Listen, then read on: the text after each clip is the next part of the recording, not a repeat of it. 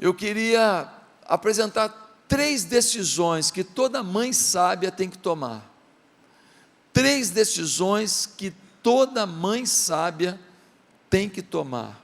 Por isso eu queria que vocês abrissem a Bíblia no primeiro livro de Samuel, no capítulo 1, a partir do verso 1. Primeiro livro de Samuel, capítulo 1, versículo 1. O nascimento de Samuel. Diz assim a Bíblia em primeiro livro de Samuel 1:1.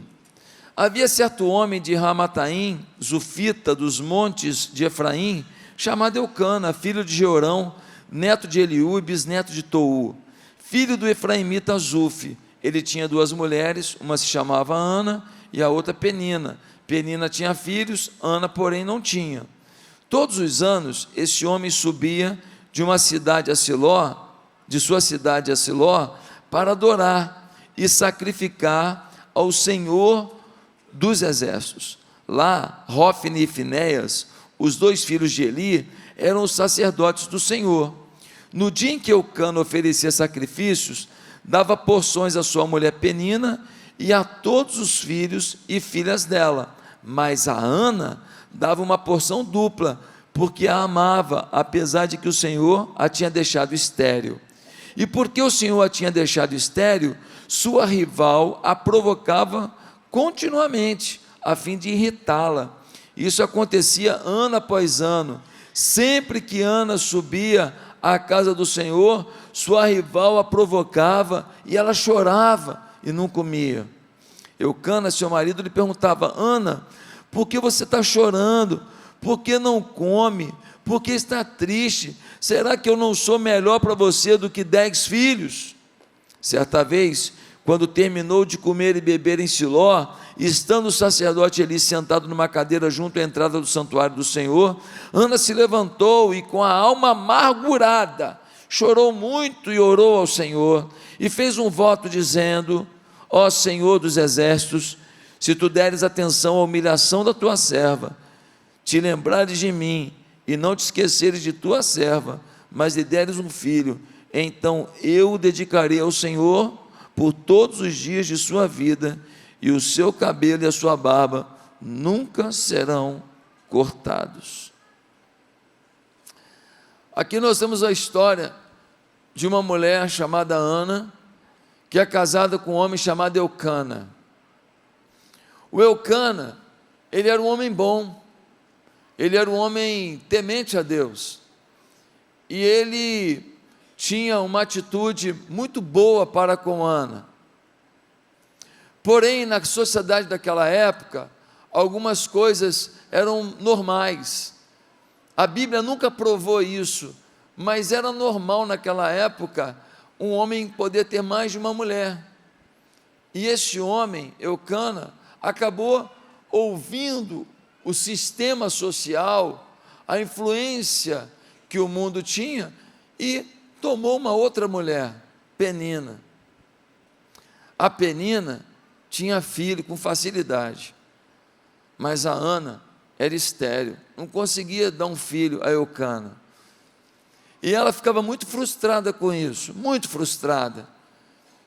E aí, o Eucana, ele saía com a família para ir até Siló para adorar a Deus, e quando chegava lá, ele dava um sacrifício por Penina, ele dava um sacrifício por cada filho, mas para Ana, ele dava 2 sacrifícios, ele dava a porção dobrada, porque ele queria demais que Deus a abençoasse.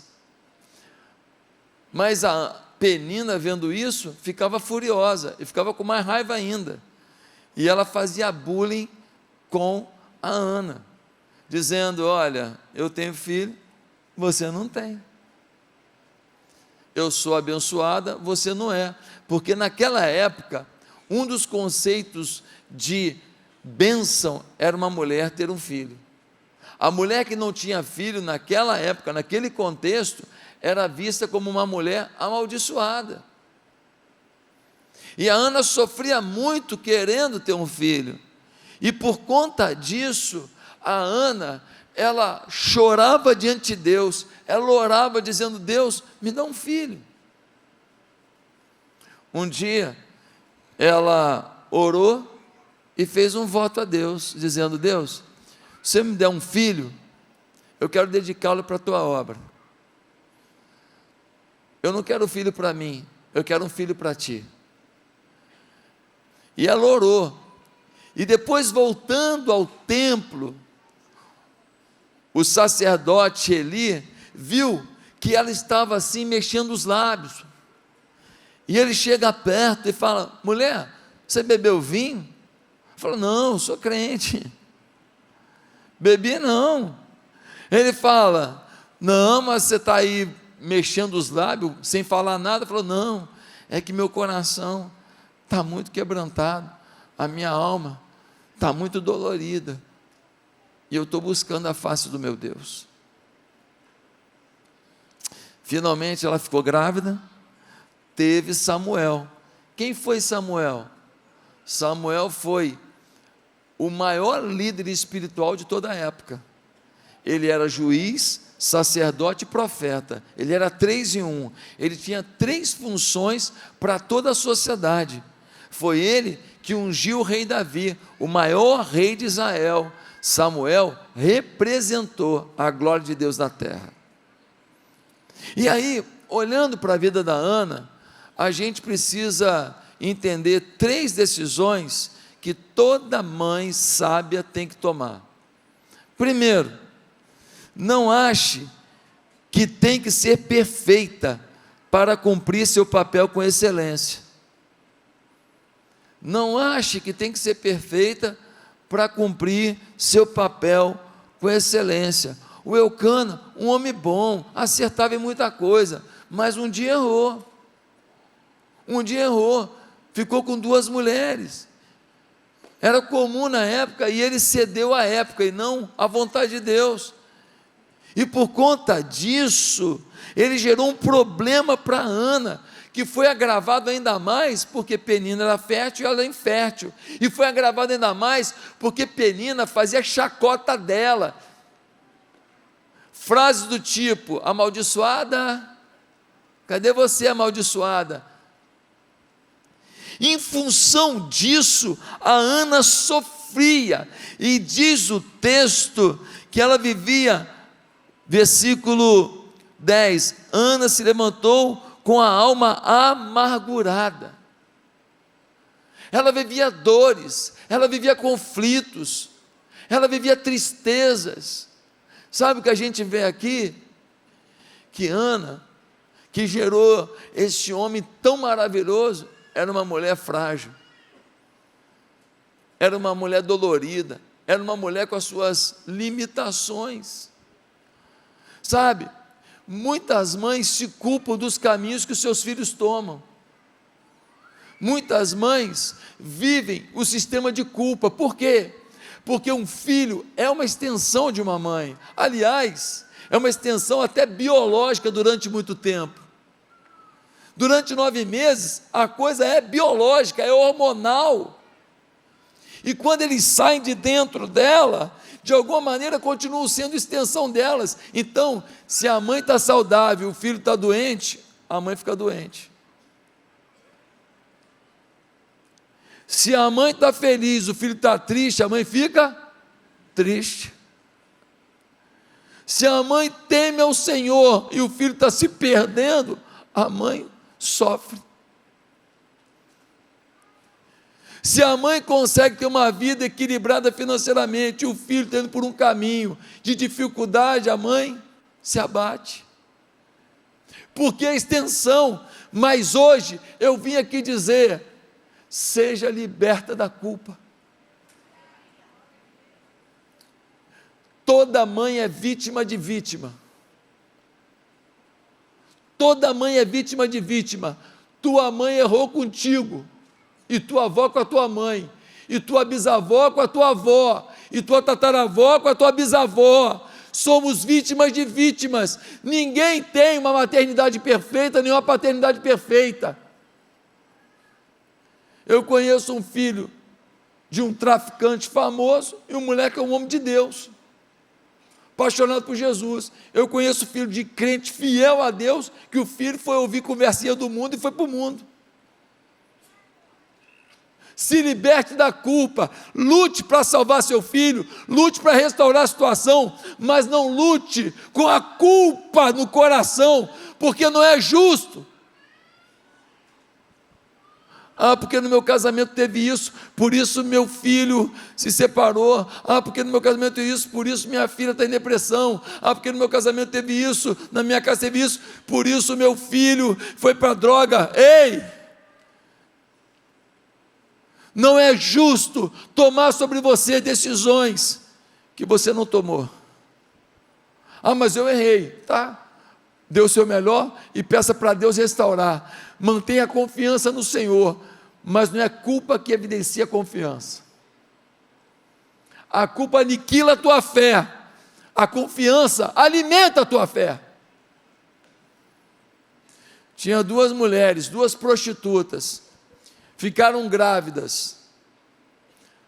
A Bíblia conta essa história. Aí as duas ficaram grávidas, elas não tinham dinheiro, foram morar na mesma casa, com cada uma com o seu filho. Aí uma foi amamentar o filho, cansada, porque filho cansa, cansada, e o seu peito sufocou o menino morreu. O que ela acorda, vê que o filho dela está morto, e o filho da outra está vivo. O que ela faz? Pega o filho dela, bota lá perto da outra, pega o filho da outra e pega para ela. Quando a outra acordou, viu o menino morto, falou: mas não é meu filho não, esse aqui é o seu. Falou: não, o meu é vivo. Ficou aquela discussão. Isso foi parar onde? Foi parar na decisão judicial. Quem é que ia decidir? Salomão, o rei Salomão, o homem mais sábio da terra. O Salomão chega lá, uma fala: é meu filho, a outra fala: é meu filho. Não, o teu filho é o que morreu. Não, o teu filho é que morreu. O Salomão fala o quê? Tudo bem, já tem uma solução, bota o menino aqui na mesa. Botaram o menino na mesa. Ele fala: me dá uma espada aí. Ué, rei, para quê? Ué, eu vou cortar o meio, dou metade para cada uma fica com metade, está tudo certo. A mãe, que não era verdadeira mãe do menino, falou o quê? É isso mesmo, então corta, porque ela não vai levar o meu filho, não. E a mãe verdadeira falou o quê? Pode dar o filho para ela então, mas não mata não. Ali Salomão descobre que aquela mulher, ela tinha amor pelo menino e a outra não. Sabe, a mulher toda errada, uma prostituta, mas tinha amor por um filho. A mulher toda errada, uma prostituta, mas sabia dar o melhor por um filho. Tua mãe pode ter errado num monte de coisa, mas não duvide que no fundo ela só queria acertar. Mas ela falou isso, ela fez isso, ela me maltratou muito, ela me deu surra. Eu sei, muitos erros aconteceram, mas não duvide, no fundo, ela não queria ser a pessoa que foi. Talvez não tenha dado conta. A vida foi muito dura para ela. Suas dores foram muito pesadas. Infelizmente ela sucumbiu. Mas você está aqui. Você está aqui e não precisa viver em função do que foi ruim. Pode ressignificar isso e viver em função da sua crença de que a mãe mais errada, ainda assim, tem uma expectativa de que um filho seja vitorioso e feliz. Sabe? A primeira coisa que você tem que entender é que suas falhas não significam que não vai haver excelência na vida do filho que você gerou. Segundo lugar, segunda decisão que toda mãe sábia tem que tomar: se refugie numa vida de intimidade com Deus. Se refugie, o termo é esse, não é ter uma vida de intimidade, é se refugiar, é se esconder, é se envolver, é acampar numa vida de intimidade com Deus. No versículo 10, nós vemos assim: e com a alma amargurada, chorou muito e orou ao Senhor.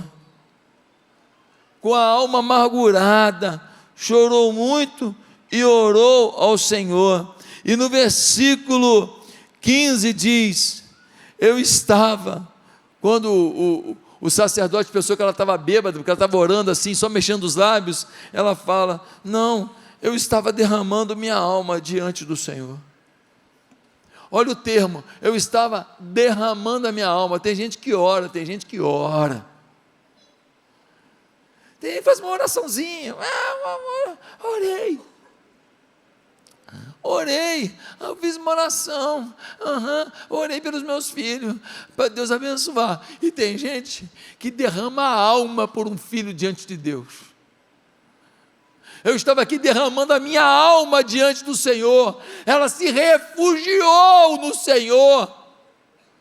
A Ana podia ter entrado em depressão e ficar na depressão, sim ou não?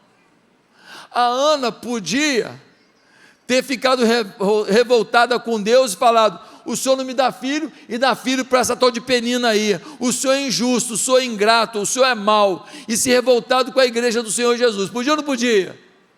Mas ela escolheu o caminho da devoção, ela escolheu o caminho da busca.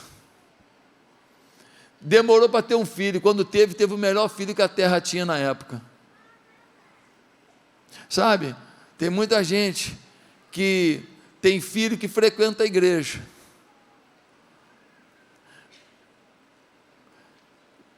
e aí se acomoda. Ele está indo na igreja, é pouco vir à igreja. E tem muita gente que o filho nem vem na igreja,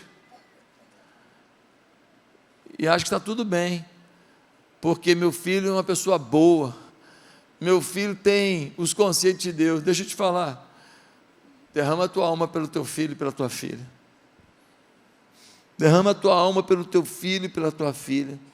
Essa mulher, apesar de tudo contra, permaneceu fiel a Deus, se refugiou na intimidade com Deus. Nossos filhos precisam disso, nossos filhos carecem disso. Lembra de Jó? Ele fazia altares ao Senhor pelo pecado de seus filhos. Deus alertou aqueles filhos provavelmente, mas eles continuavam na vida de bebedeiras, fazendo festas. O pai, um homem santo de Deus, Jó, um homem santo de Deus, o homem mais santo da terra, Deus que disse. Os filhos, 7 filhos, 3 filhas, só bebida, só festinha, e toma vinho. A Bíblia que diz, lê lá Jó capítulo 1. Veio um vento, derrubou a casa e matou. Tem filho que só vai entender que a mãe estava certa depois que estiver no inferno.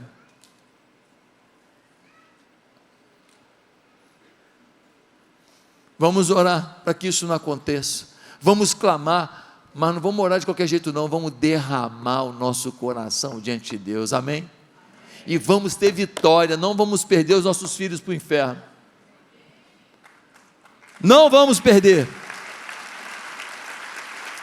Em último lugar,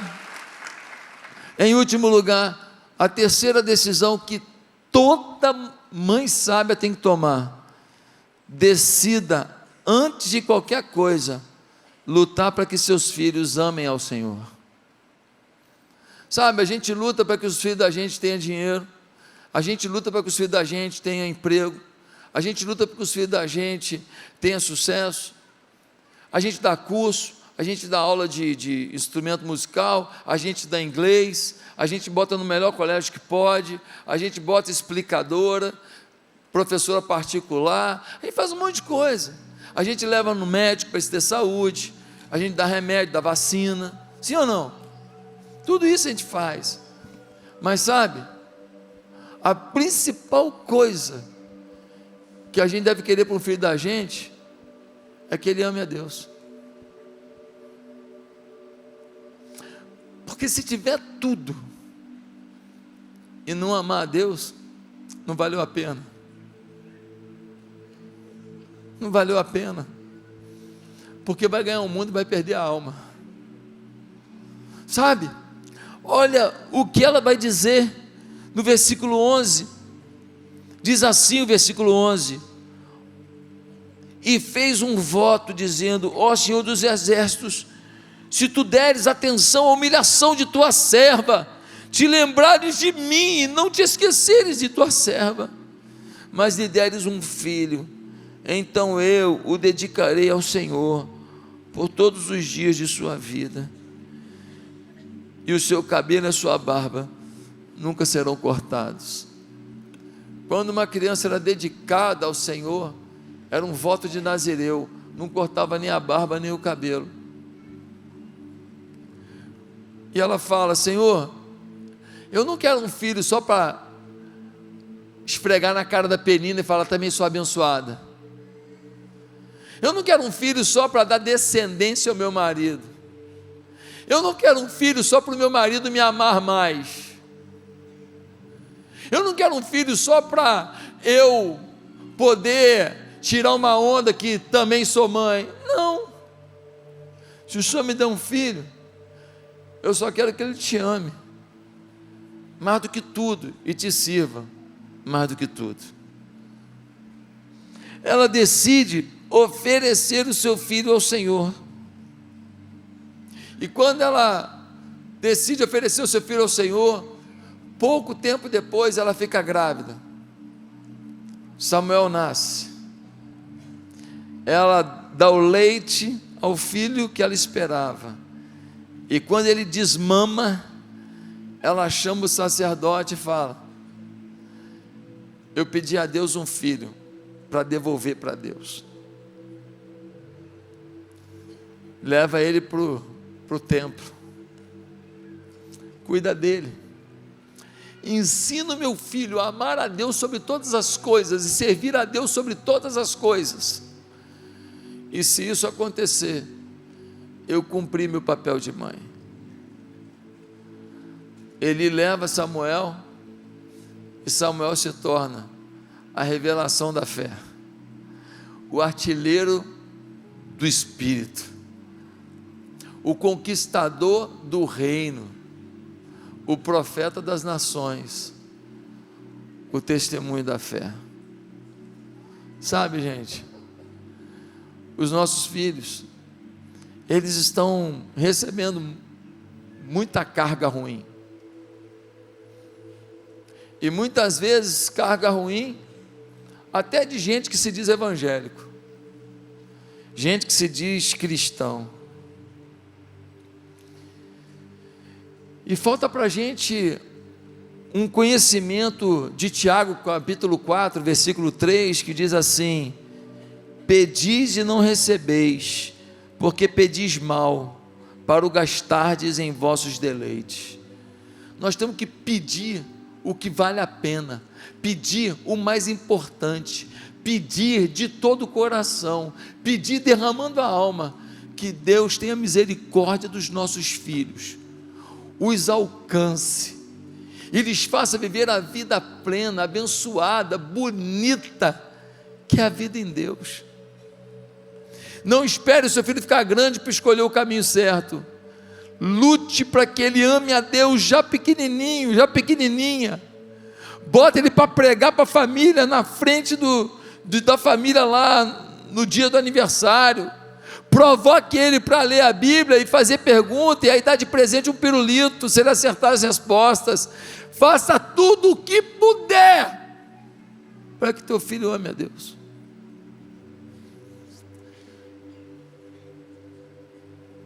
A fé de Ana foi recompensada, a fé de Ana foi atendida. Eu queria profetizar que hoje aqui, pais e mães terão suas atitudes de fé respondidas em nome de Jesus. Eu queria que as mães ficassem de pé, todas as mães aqui.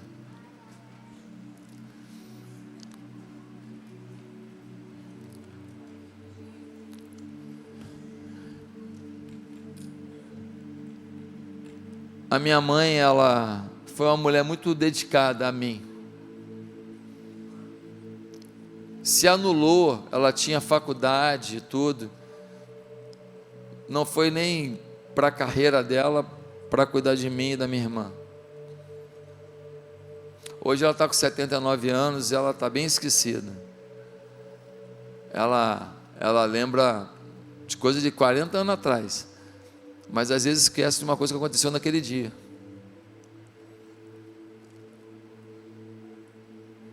E ela tem 79 anos, né? Esse ano ela faz 80. E a gente sabe que dificilmente uma pessoa passa de 100.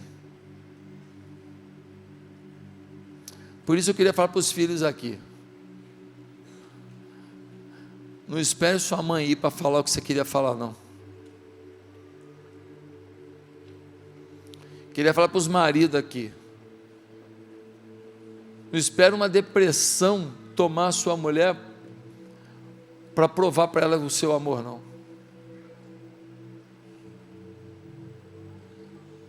Não podemos perder o tempo e a oportunidade. Não podemos adiar o que tem que ser feito hoje. E talvez você diga, eu procurei ser uma bela mãe, mas a minha mãe não foi tão boa assim. Deixa eu te falar uma coisa, perdoa. Libera perdão. Nenhuma mãe é realizada se fracassa no mínimo de tentar mostrar amor a um filho. A tua mãe já sofreu o que tinha que sofrer. Podia estar falando, grosseira, gritando, mas por dentro destruída, sabia que estava falhando. Perdoa. Você está aqui.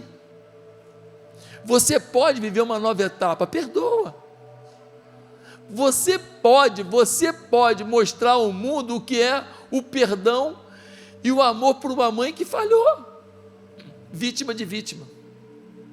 Perdoa. Sai daqui leve. Pastor, mas eu que falei com a minha mãe. Se perdoe.